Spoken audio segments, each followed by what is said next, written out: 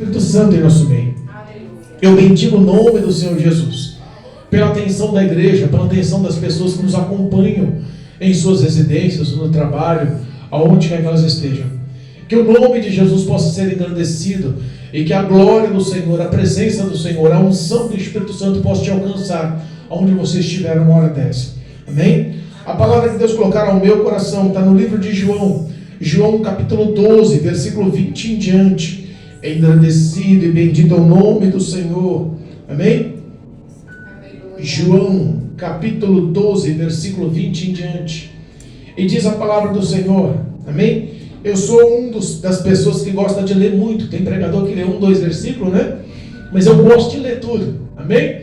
Às vezes é até mal interpretado na internet, pelo YouTube, ou Facebook, ou os outros aplicativos, porque geralmente as pessoas não têm muita paciência de acompanhar a leitura. Mas se você que está aí no teu lar, acompanhando pela internet, ou os que estão aqui têm prazer na leitura da palavra, vai acompanhar com o coração aberto e já começar a se alimentar desde já. Amém?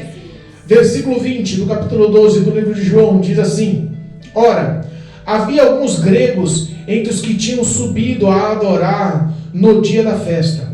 Estes, pois, dirigiram-se a Filipe, que era de Betsaída, da Galileia, e rogaram-lhe, dizendo: Senhor, queríamos ver a Jesus. Filipe foi dizê-lo a André, e então André e Filipe o disseram a Jesus. E Jesus lhe respondeu, dizendo: É chegada a hora em que o Filho do Homem há de ser glorificado. Na verdade, vos digo que, se o grão de trigo caindo na terra não morrer, fica ele só. Mas, se morrer, dá muitos frutos. Quem ama a sua vida, perdê-la-á. E quem neste mundo aborrece a sua vida, guardá-la-á para a vida eterna. Se alguém me serve, siga-me, e onde eu estiver, ali estará também o meu servo. E se alguém me servir, meu Pai o honrará. Agora a minha alma está perturbada.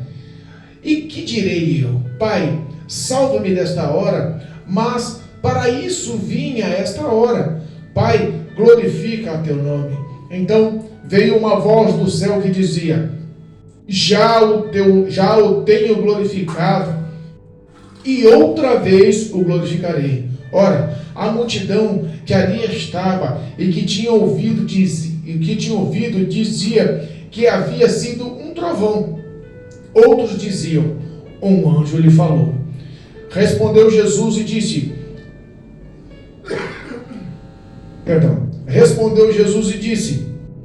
não veio esta voz para mim, vós por amor de mim, mas por amor de vós. Agora é o juízo deste mundo. Agora será expulso o príncipe deste mundo. E eu, quando for levantado da terra, todos atrairei a mim. E dizia isto, significando de que morte havia de morrer.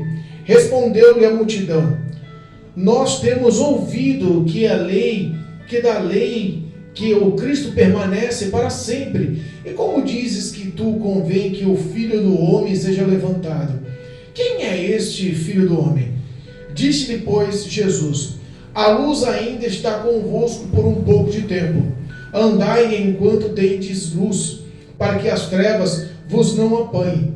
Pois quem anda nas trevas não sabe para onde vai.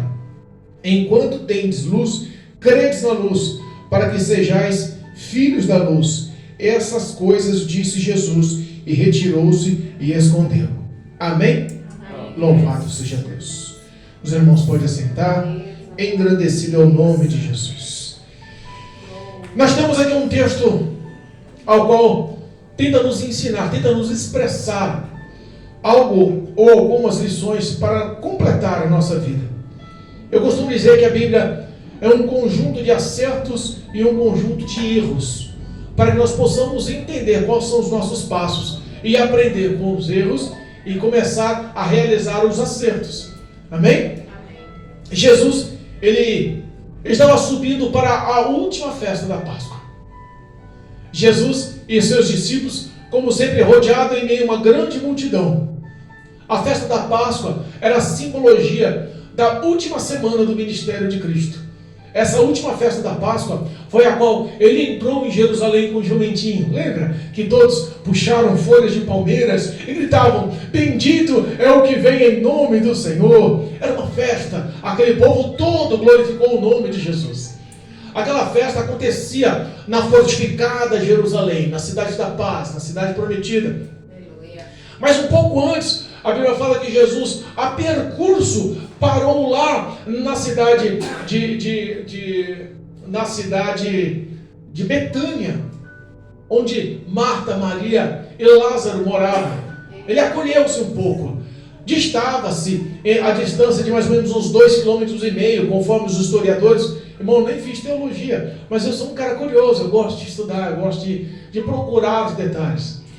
E distanciava-se em torno de 2,5 km e era muito comum todos os povos de todas as regiões que iam para a festa da Páscoa em Jerusalém parar um pouco para descansar, recuperar as forças da grande viagem na cidade de Betânia. Mas aquela cidade de Betânia, que era um pequeno vilarejo, não era uma grande cidade, formulou-se ali a multidão que estava com Cristo, a multidão que estava com os discípulos. E aquela multidão justamente foi uma ocasião ao qual se espalhava a notícia da ressurreição de Lázaro. Mas o que é isso? O que aconteceu? Um homem ressuscitou. Sim, e quem o ressuscitou foi Jesus Cristo Nazareno. Aquela fama, aquele milagre, aquela ação foi tão impactante que mudou a história de todos que estavam naquela cidade. A fama de Jesus e a fama até de Lázaro, que tinha ressuscitado, ela se espalhou e muita gente começou a circuncidar. Muita gente começou a andar, muita gente quis investigar. E de toda a multidão também veio os fariseus.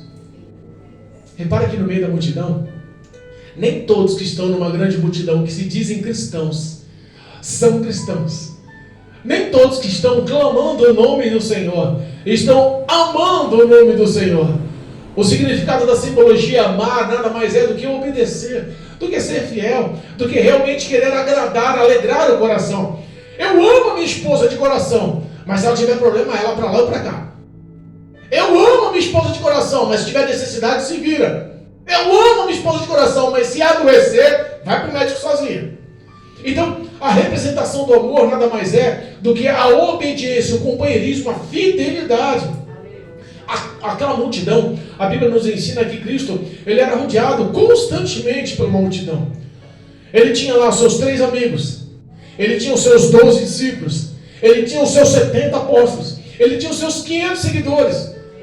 E reparem que já é um número de pessoas para se considerar. Imagina um povo de mais de 600 e poucas pessoas entrando numa rua, numa cidade, num vilarejo. Já causava alvoroço. E aquele alvoroço se espalhou ainda mais, porque o dono do milagre estava na casa daquelas pessoas que amava, Marta, Maria e Lázaro. Ali foi um tópico ao qual todos queriam conhecer. Todos queriam entender. Mas repara que a aflição de Cristo mostrava, porque muitas pessoas que estavam naquela multidão queriam verdadeiramente entender quem era Cristo, queriam verdadeiramente se entregar para Cristo, queriam verdadeiramente ter comunhão, relacionamento com Jesus Cristo, segui-lo como Senhor e Salvador. Mas algumas das outras pessoas estavam ali só com o intuito de armar uma armadilha, guiado justamente pelos falsos hipócritas que estavam ali, os religiosos que estavam ali para tentar entender, intentar algo contra Cristo com o intuito de matá-lo. Às vezes a gente convive no meio de uma multidão tão grande de pessoas e se sentimos sós. Às vezes convivemos no meio de uma tão grande número de pessoas e não temos a confiança de abrir os nossos corações para relatar, para expressar, para mostrar, porque a desconfiança pelos pensamentos e sentimentos do próximo não lhe passam a verdade, a acessibilidade de Cristo. Um verdadeiro homem de Deus, uma verdadeira mulher de Deus, ela é acessível, ele é acessível. O mundo pode olhar para você e ver que as ações são diferentes. os pensamentos são diferentes, as vestes são diferentes, as falas são diferentes, a expressão do amor no olhar, a expressão do amor no gesticular, a gente entende que algo há diferente, e Cristo era essa diferença. Foi por isso que Ele nos deu um exemplo de vida. Aleluia. E nos ensina a segui-lo e a imitá-lo. Uma grande multidão queria conhecê-lo. E aí Jesus, já sabendo a situação que lhe vinha, porque eu imagino a revelação dada por Deus, porque quando a gente recebe revelações boas, é fácil a aceitação, né? Ou daí vai prosperar, ou daí vai ser ungido, ou daí vai crescer, vai ser promovido, ou daí vai... Então, coisas boas a gente recebe com uma facilidade, mas quando as coisas são difíceis, quando as coisas vêm te contrastar, vêm bater de frente com os teus pensamentos, a gente acaba não aceitando com facilidade. Jesus, Ele mostrou no meio daquela multidão quem era e quem não era, quem servia e quem não servia, as pessoas que verdadeiramente queriam conhecer e não queriam conhecer, mas estavam ali armando ciladas. E Ele, para expressar essa forma, Ele não quis de outra forma ser acusador, ou apontar, ou ofender, ou magoar, mas como sempre, em tua plena sabedoria, monta Ele uma pequena parábola. E Ele fala mais uma vez, de uma forma que todos entendam. E Ele fala assim, um grão de trigo cair na terra e não morrer, ele vai ficar só. Mas se morrer, muitos o seguirão. A Bíblia começa a mostrar que Cristo, Ele queria expressar o que viria sobre a vida dele. E até a última semana da vida dele, que iniciou-se nessa Páscoa, Ele tentou abrir os olhos da multidão. Ele tentou se revelar, mostrar a verdade do reino para aquela multidão. Eu fico imaginando, o que você faria hoje se um diagnóstico médico de especialistas nos grandes hospitais, nos grandes institutos de saúde do nosso país, chegasse em você e falasse, olha, você tem 7 dias de vida. Eu fico imaginando que muitas pessoas perderiam o rumo. Muitas pessoas realmente entrariam em uma depressão profunda. Muitas pessoas, pelo contrário, poderiam também gastar tudo o que tem numa vida dissoluta. Mas poucas pessoas abririam a visão espiritual e entendessem, a partir de agora, eu vou ter que dar satisfação da minha vida para com Deus. Porque a Bíblia nos ensina, a palavra nos ensina que após a morte segue-se o juízo. E o juízo é do próprio Cristo. Cristo, Ele queria mostrar para eles, porque o tempo era próximo. Era chegado o momento de ser entregue, era chegado o momento de se cumprir o mandamento, se cumprir a vontade, o desejo de Deus para a vida de Cristo. Ele tinha uma missão. E essa missão na face da terra nada mais é do que quebrar o vínculo do pecado, a soberania das trevas sobre a humanidade. O homem, ele decidiu com suas ações, porque repara que a Bíblia nos ensina que o maligno não nos toca, mas aquele que se conserva a si mesmo, aquele que guarda no coração os mandamentos, aquele que pratica essa verdade. Mas o homem, quando decide andar por si próprio, ele decide ignorar o desejo, a vontade, os mandamentos, o querer de Deus. Conhece pessoas assim? Que começam a achar que a sua independência vai lhe fazer muito mais feliz do que a dependência para com Deus. Quantas pessoas estão vivendo uma vida afastadas de Deus, procurando a felicidade, procurando ser completa, procurando a evolução espiritual, procurando a evolução sentimental, a evolução material, mas não conseguem encontrar nada mais do que frustrações. Essa frustração começou no Jardim do Éden. Deus chama Adão e Eva e fala assim, olha, fica à vontade no jardim. Tudo eu formei para vocês. Todas as aves têm o que comer. Vocês vão ter o reconhecimento de uma vida eterna de bonanças e prazeres. Fica à vontade. Tudo aqui eu formei com o coração, com amor para vocês. Eu só tenho um pedido a fazer. Está vendo aquela árvore ali? Ó? Aquela árvore tem um fruto do conhecimento do bem e do mal. Se comer dela, morrerás. E aí, a Bíblia nos ensina que o próprio Satanás se disfarçando, se incorporando, ou se manifestando como uma serpente. Ele ilude um. E Eva, sendo iludida, ela acaba levando essa mesma ilusão de que o homem consegue sobreviver afastado de Deus. Foi o início de uma grande maldição sobre toda a estrutura humana na face da terra. Todo o poderio satânico sobre a vida do ser humano tinha que ser quebrado com aquela missão. Tinha que ser quebrado com aquele desejo.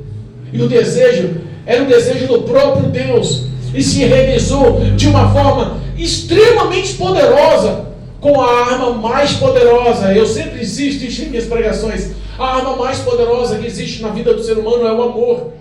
E Cristo mostrou essa arma mais poderosa, dando o seu único filho. Teria coragem, velho? Difícil, né? Não dá, não.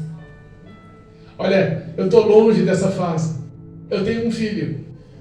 Mas se alguém chegar em mim e falar assim, ó pai, eu vou dar um tapa na cara do teu filho ou vou amputar a sua mão, o que você escolhe? Você pode amputar, deixa o rosto do meu filho lá.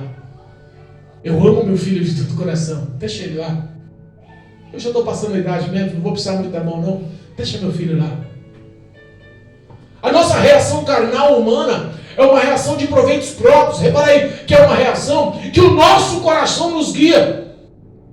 E lá Salomão nos escreve em Provérbios que o coração do homem ele é pobre, tolo, enganoso. Esse mal é irremediável, sempre vai haver. Mas existe um que sonda a mente e o coração do homem. Quantas pessoas estão procurando felicidades afastadas do Senhor e com um riso no rosto está sofrendo no coração? Quantas pessoas estão aí procurando as satisfações e os prazeres do mundo, achando que a sua independência financeira vai lhe completar o que está faltando no coração? Quantas pessoas estão vivendo aí embrenhados ou viciados, aprisionados por vícios de drogas, pelo álcool, pela sexualidade, a imoralidade? E no fundo, quando colocam a cabeça no travesseiro para dormir e sente um buraco no coração, pastor, mas como você tem certeza disso? Eu vim resgatado das trevas. Eu vim resgatado do charco de Loda. Cristo decidiu me amar, mesmo sem méritos. Ele decidiu me acolher nos braços, mesmo a minha própria família abrindo mão de mim. Quando o fundo do poço chegou, que o único pensamento para me sair daquela situação era o suicídio, Cristo olhou para mim e falou assim, olha, os meus sonhos, os meus planos, os meus projetos na sua vida vão se realizar. Vem cá, eu tenho algo especial para ti e decidiu investir na minha vida. Aleluia, glória a Deus. Quantas pessoas estão vivendo uma vida dissoluta?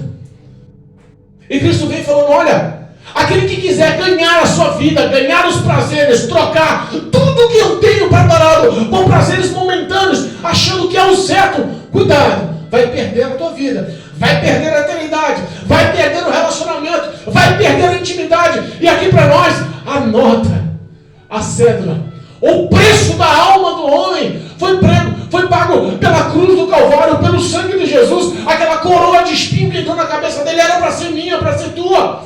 Aquelas chicotadas, as costas, o torso aberto, a carne dilacerada, o sangue pingando, as humilhações, o peso da cruz, todos aqueles pregos nas mãos, nos pés, eram o meu castigo pelo meu pecado.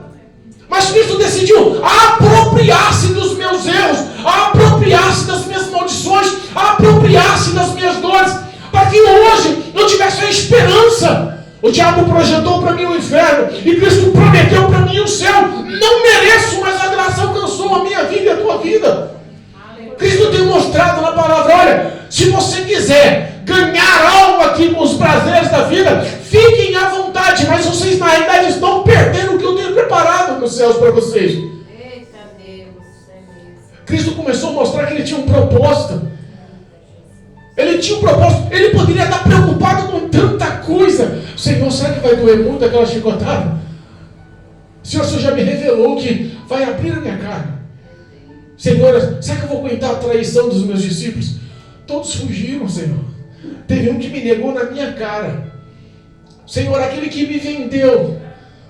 Oh, Senhor, como é que faz, Senhor? Eu não vou aguentar tanta dor, tanta humilhação, tanta traição, tanta injustiça.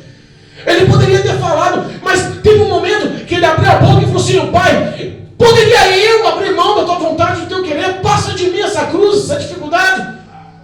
Ao mesmo tempo que ele relatou, ele falou assim: não, Senhor, faz o seguinte, glorifica o teu nome, faz a tua vontade. A renúncia do ser humano aproxima o homem de Deus. A renúncia da tua carne, dos teus desejos, a renúncia dos seus prazeres, de todo o envolvimento que a amizade desse mundo nos traz, que afasta o homem de Deus. Quando o homem decide renunciar-se,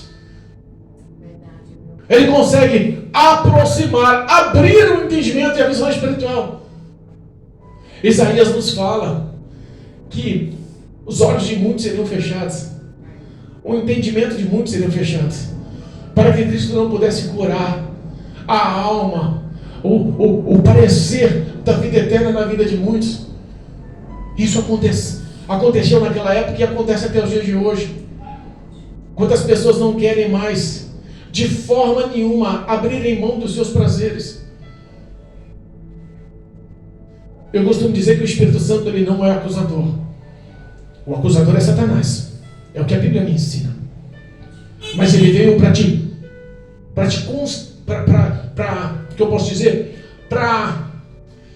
expor a verdade, contradizer todos os seus pecados, seus erros. Ele veio mostrar para você: está errado.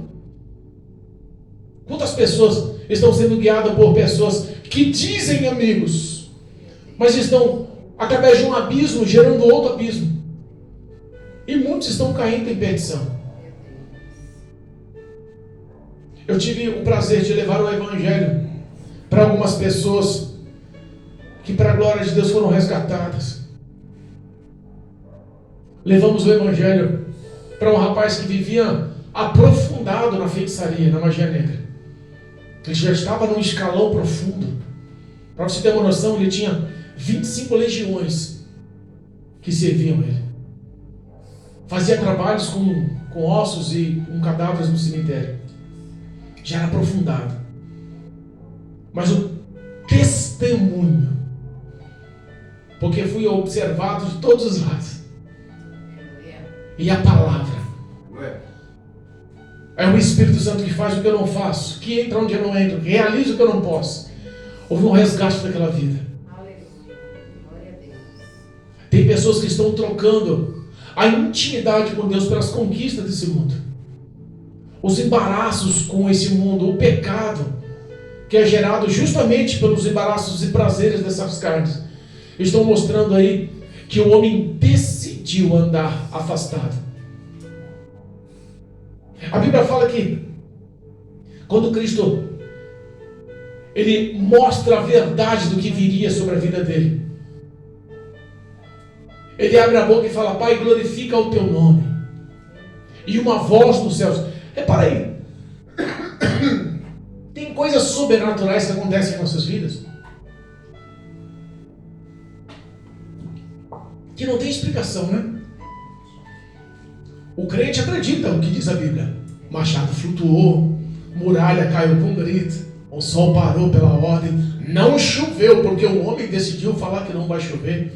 Alguns milagres que a gente olha e fala assim: é absurdo. Como pode um oceano ou mar abrir e o povo passar com o pé seco? Sabe, algumas coisas assim que a Bíblia fala que aos olhos da natureza humana é impossível.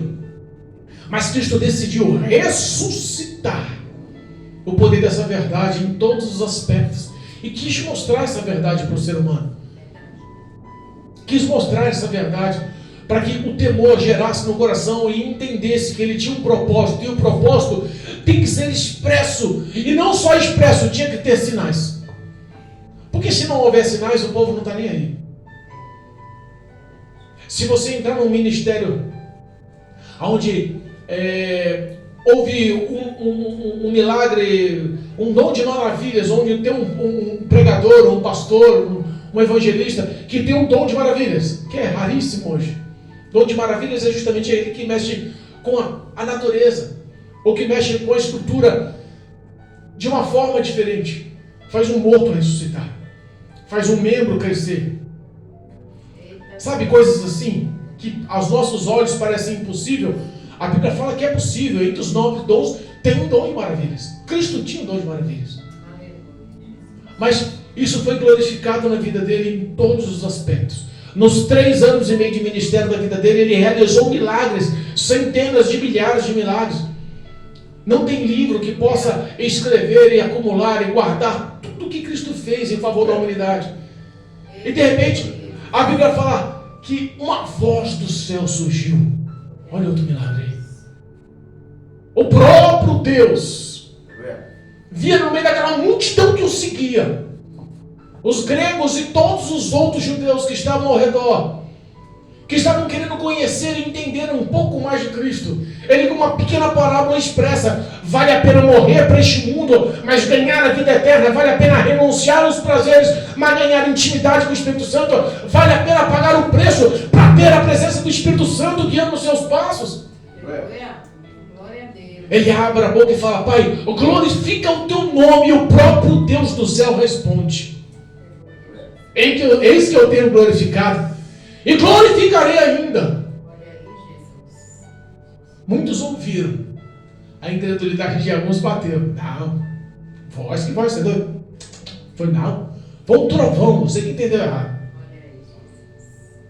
Às vezes o milagre não acontece na sua vida porque você infelizmente continua convivendo com pessoas erradas, pessoas que não têm vida com Cristo, mas querem te aconselhar, pessoas que não têm vida de oração, mas querem influenciar os seus passos. Pessoas que convivem com você, que te bajulam, te alegram, te agradam tanto que você tem até vergonha de expressar algo contra.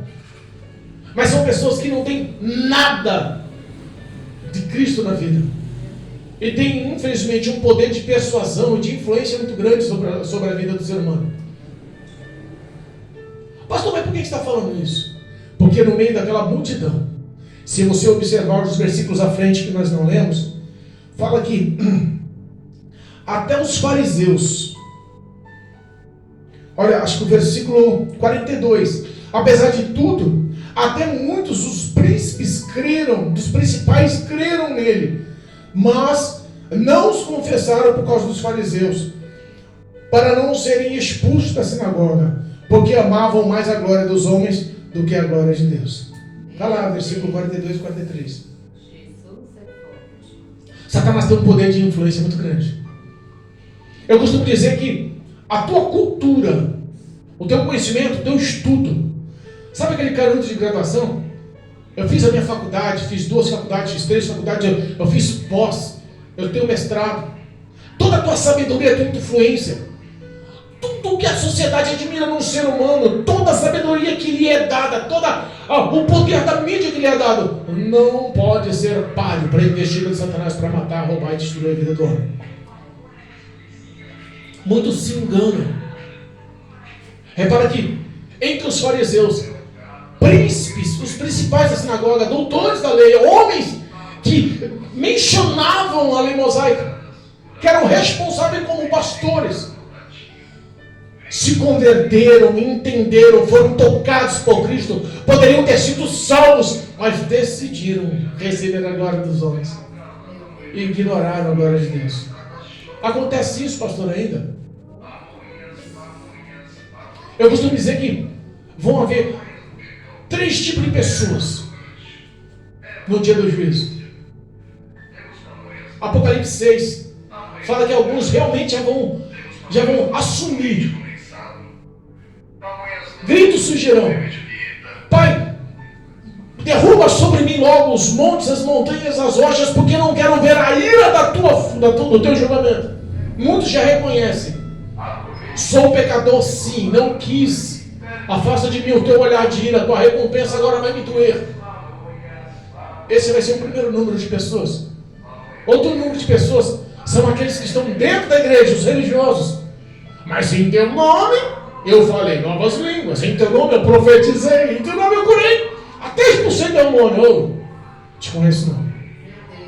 Afasta de mim. Ser lançado para as trevas exteriores. E o terceiro tipo de pessoas vai ser justamente aquelas que, mesmo tendo uma vida e uma conduta, não se doaram ao próximo. Eu não falei que o amor é a arma mais importante e mais poderosa que existe? Cristo vai olhar para ele e diz: olha, não vos conheço, porque quando eu tive fome, vocês não me deram de comer. Quando eu tive enfermo, não me deram não foram me visitar. Quando eu estive preso, não foram me ver. Quando eu tive frio, não me desse o que vestir. Olha, os discípulos, olha, os homens vão olhar e falam assim, mas como assim, Senhor? Nunca te vimos assim. É a verdade de muitos hoje. Estão olhando para os seus próprios interesses, as suas próprias preocupações. Repara que a oração de uma pessoa religiosa, ela foca muito em si própria. Senhor, a minha vida é isso, o Senhor abre a porta daquilo, o Senhor me estende a mão aqui, Jesus faz justiça ali, Jesus me prospera aqui. Geralmente são todas coisas focadas para si. E Cristo nos mostra que o evangelho puro e imaculado é justamente aquele que nós cuidamos dos órfãos e das viúvas. As pessoas decidiram amar-se mais a si e esquecer do próximo. Não é amar, não esquece, inverteu a situação. Não, eu quero os meus proveitos. Cada um vai dar conta de si. É a resposta que eles encontram dentro da palavra para justamente formular uma heresia maligna e tentar justificar os seus pecados. Cristo, Ele é o meu Senhor, o teu Senhor, o meu Salvador, o teu Salvador. E muitos contestaram, mas Senhor, a lei nos fala que o Cristo ficaria conosco. Como tu está dizendo que ele vai ser levado? E aí ele dá mais uma vez uma outra parábola, uma pequena parábola, um pequeno entendimento. Repara aqui, ó. Eu sou a luz do mundo. Reparem que vocês têm que aproveitar e andar enquanto eu estou no meio de vós. Porque dias maus virão. Dias de trevas virão. Dias malignos virão. A vida do ser humano é um sobe e desce. O homem e a mulher que vivem na presença de Deus, ele é provado e testado todos os dias. Uma hora você está bem com Deus, cheio de graça. Está ali orando, abençoando, evangelizando, cantando, louvando. A tua vida está fervorosa. Vem a prova. É justamente para saber se todo esse fervor, toda essa base, toda essa história que você tem com Deus está calçada na rocha do Evangelho ou não. E aí vem um período de dores e males. E a Bíblia nos ensina que o choro dura uma noite, mas a alegria vem ao amanhã. A alegria vem ao amanhecer. Então prova que tem para conosco um justo advogado, bom, fiel, que vai à nossa frente, que vai à nossa retaguarda, que põe anjos ao nosso redor, que responde às nossas orações, que conhece as nossas necessidades, que sabe até onde vai os meus limites, os seus limites, e que Ele nunca nos deixa só, nunca nos decepciona, nunca nos abandona. Quis mostrar que não adianta o homem tentar levar uma vida com os seus próprios passos, porque os passos deles são passos e caminhos de morte. Há caminhos para os homens parecem bons, são sensatos, são aprovados, mas a Bíblia fala que são caminhos que levam à perdição, à morte, à destruição. É a verdade que muitas pessoas não querem mais entender, acham que são autossuficientes. Quando Cristo morreu no Calvário, Ele foi ao inferno e tomou da mão do inferno, da morte, as chaves. Para que nós possamos hoje estar debaixo do jugo da graça. A porta da graça continua aberta. Muitos não estão valorizando, mas a porta continua aberta. A graça do Senhor continua apta, continua capaz de transformar, mudar, lapidar, libertar, mudar a tua história, trazer novidade para a tua vida. Eu não sei o que está passando dentro do teu coração, eu não sei o que está passando dentro do teu lar, eu não sei o que está passando dentro da tua família, mas eu conheço a graça que pode mudar a tua história. Da liberdade ao Espírito Santo. Dias de trevas virão. Eu fico imaginando aí, eu vi um vídeo sobre as normas ou as diretrizes que o anticristo vai implantar sobre a humanidade, sobre todo o globo, sobre toda a terra. Não sei se isso é verdade ou não é, mas se for verdade, Senhor da glória, nem no tempo do Egito, na época de Faraó, nem quando o povo era escravo nas mãos dos egípcios, vai ser tão doído. O homem parece que perdeu o temor, Parece que a verdade da oração se tornou segundo plano. Parece que o relacionamento com o próximo aqui ficou muito mais interessante do que o relacionamento através da oração com o Espírito Santo. Parece que o intercessor, o nosso único intercessor, parece que ficou em segundo plano. Não, uma outra hora. Cristo, ele deu um alerta ali, olha, dias de trevas virão. Prepara-te. Prepara-te. Eu fico imaginando que ele fala que ele não veio para julgar. Repara aí. Eu não vim para julgar o mundo. Eu vim para salvá-lo. Eu vim para fazer a vontade do meu Pai. Eu estou aqui, não quero apontar ninguém. Mas existe um dia chamado dia do juízo, acerto de contas. E aí quem vai te julgar vai ser essa mesma palavra. Que palavra? Essa que eu vos falo. Porque eu não falo de mim, mas eu falo tudo que o meu Pai manda eu falar. O juízo vem do próprio Deus. Hoje Cristo é o meu advogado, é o teu advogado. Ele se fez carne, ele entende as nossas necessidades. O sofrimento que nós temos, a doença e toda a aflição, a angústia, a necessidade, as dores. Deus entende a injustiça que vivemos. E é por isso que ele se põe como advogado. Sou teu advogado. Vou abrir as portas. Vou trazer a cura. Vou fazer justiça. Vou batalhar por você. O diabo não pode tocar. Vou pôr anjos ao teu redor. Não se preocupa. Eu conheço o teu interior. Eu vou segurar as tuas mãos. O mar não vai te submergir. O fogo não vai te queimar. Eu sou contigo. Não se preocupa. Parece que tudo está dando indicações que nós vamos perder. Parece que o mundo indica a derrota certa. Se formos olhar por um contexto a parâmetro nacional, olha a política aí. O que pode acontecer em 2023? Você sabe que houve aí rumores que desde 2021 até 2030, todos os parâmetros e metas que demônios já em reuniões do inferno projetaram para que o anticristo assumisse o governo global, estão se concretizando e parece que ninguém está entendendo isso. Os valores financeiros em nota, em espécie, vão acabar no ano que vem. Estão falando na unificação global de uma só moeda. Estão falando na unificação global de um só governo. Aí você fala, mas o que tem isso a ver com a minha vida de cristão? A Bíblia fala que um só governo se levantará. E o cabeça justamente será aquele que veio imitar os feitos de Cristo. Porque ele não é criador, ele é imitador. E até a Trindade ele vai querer imitar. A besta, o falso profeta e o anticristo. E repara, ficar nas mãos de quem te odeia, quer matar, dilacerar, quer destruir o teu ser, sem a proteção de Deus, é loucura.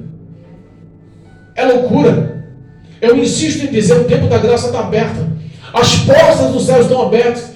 Vale a pena manter relacionamento com o Senhor. Vale a pena manter uma vida de conduta com santidade. Vale a pena renunciar à sua carne. Pastor, mas eu não sei como é que eu faço isso. Vá para uma igreja cristã que pregue a verdade dessa palavra. Reconheça Cristo perante os homens. Levanta suas mãos, declara a partir de agora: o Senhor Jesus é o meu Senhor, é o meu Salvador. Ele vai governar a minha vida, meu nome vai estar no livro da vida.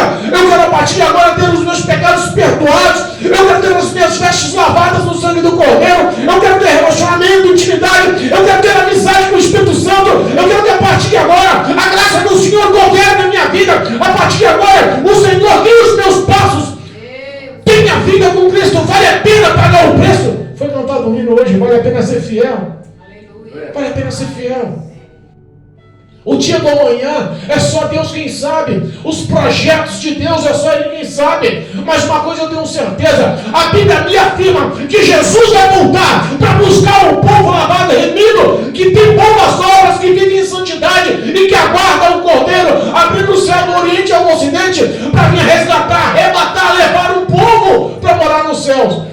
O arrebatamento, ninguém sabe, pode ser daqui a 5 minutos. A Bíblia fala tão assim que diz que pode ser como um ladrão. Você espera que vai ser assaltado quando?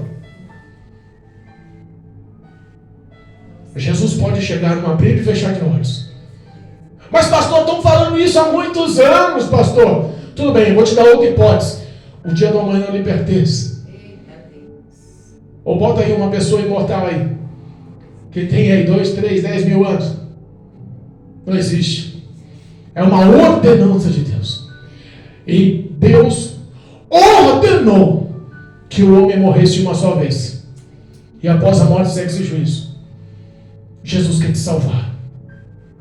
Pastor, o senhor não sabe qual é a minha dificuldade. Ele é maior que a sua dificuldade. Pastor, o senhor não sabe onde eu estou preso. Ele é a tua libertação. Pastor, o senhor não sabe como meu coração é destruído. Ele é a restituição da tua vida. Glória a Deus. Cristo pode entrar onde eu não posso. Independente de onde você esteja, a presença do Espírito Santo vai ao teu encontro agora. Abre o teu coração e reconheça a dependência para com Deus. Reconheça a tua fidelidade para com Deus. Reconheça a sua obediência para com Deus. O Espírito Santo pode realizar o que você não pode. Deus fiel.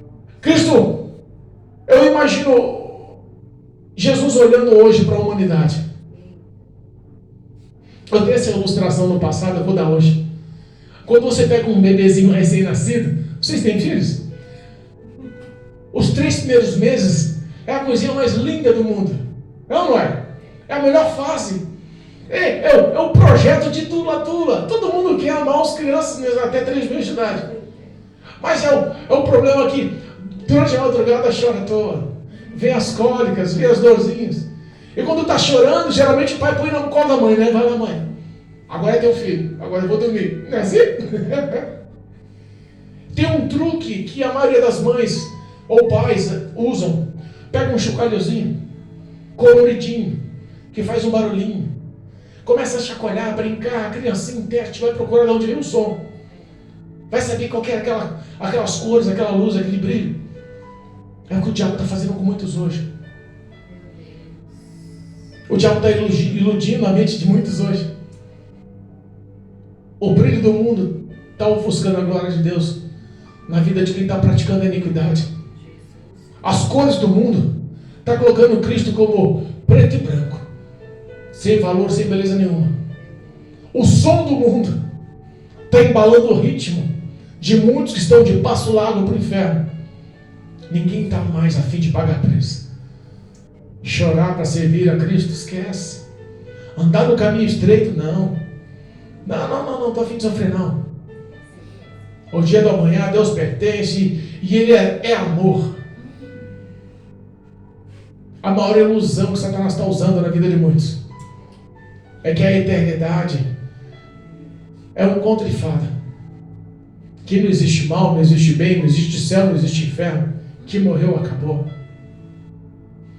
Teve uma fase na minha vida que eu só pensei em suicídio. Parece que o projeto da minha vida tinha sumido, o sonho da minha vida tinha acabado. Meu coração estava amargurado de um tal jeito. Lembra quando Jeremias foi lançado no poço? Eu imagino ele lá lançado no poço. Falou o que Deus mandou. A cidade estava em guerra.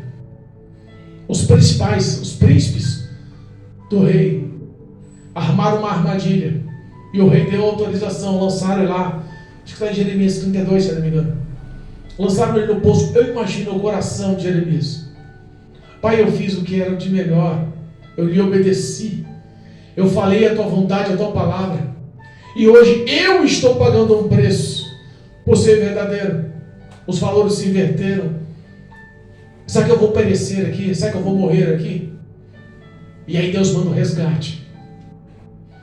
Manda resgate por estrangeiros. Porque às vezes a solução que a gente pensa que vem de pessoas próximas, Deus manda outros só para mostrar que Ele é Deus.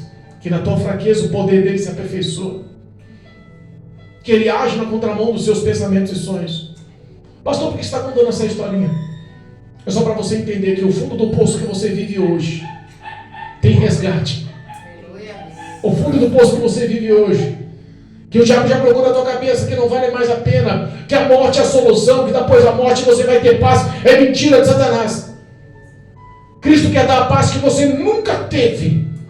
Quer ter relacionamento com você para ver você novamente feliz. Esse buraco que tem no teu coração, esse buraco que tem no seu peito, parece que nada vai ocupar. É a presença do Espírito Santo que está faltando aí para mudar a tua história. Novidades de vida vão te alcançar. A salvação é uma herança dada por Deus. Não perca a sua herança. Não perca o teu galardão. Eu costumo dizer que ser crente é renunciar todos os dias e carregar a nossa cruz todos os dias. Não, que diz lá em Lucas 9:27, se não me engano. Aquele que quiser vir após mim, negue-se a si mesmo. Foi assim que Jesus disse. Toma a tua cruz diária. Vem, siga. Eu costumo dizer que no fim da caminhada, porque a vitória sempre vem no final. No fim da caminhada, você dá a cruz e recebe a tua coroa. Você dá a cruz e recebe a tua recompensa. Você dá a cruz e recebe o seu galardão. Glória a Deus. Se nós, que somos maus uns com os outros, sabemos presentear, principalmente quem amamos, imagina o próprio Deus nos céus. Aleluia, meu Pai. Ainda há esperança. Em nome de Jesus, ainda há esperança. Jesus é a luz do mundo. Aquele que anda na luz tem comunhão uns com os outros. Aquele que anda na luz, ele não se perde. A Bíblia fala que aquele que está em trevas nem sabe para onde vai. Meu Deus. Os caminhos do mal parece que tem apoio para todos os lados, né? Ninguém te acusa por estar fumando uma maconha. Você está num bar tomando uma cerveja e ninguém vai apontar você. Você está maluco, rapaz? Você está fazendo aí? Você está mentindo? Ah, essa menina é mentirosa, deixa uma palavra. Ninguém vai acusar. Dá risada. A prostituição, a influência hoje da prostituição está destruindo muita gente. A Bíblia nos ensina sobre o que é certo e o que é errado. Parece que a nossa carne, ela está tão alimentada, que está dando uma surra no espírito.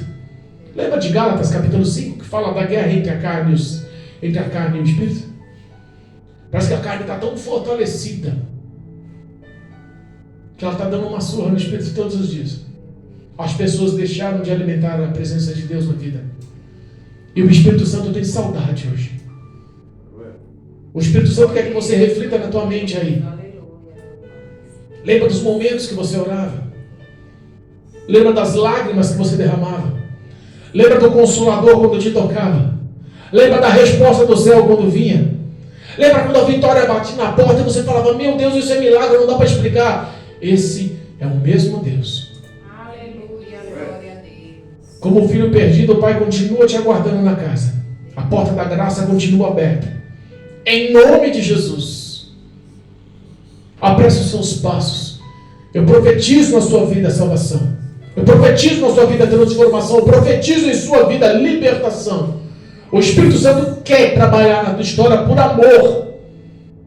Escolha Ele por amor. Em nome de Jesus. Amém? Em nome de Jesus. Eu costumo dizer que aquele que compreende, entende, sai revestido de poder. Glória a Deus. Aleluia. Quem entendeu a palavra? Dá uma salva de palmas para o Senhor. O tempo passou. Amém? Louvado seja Deus.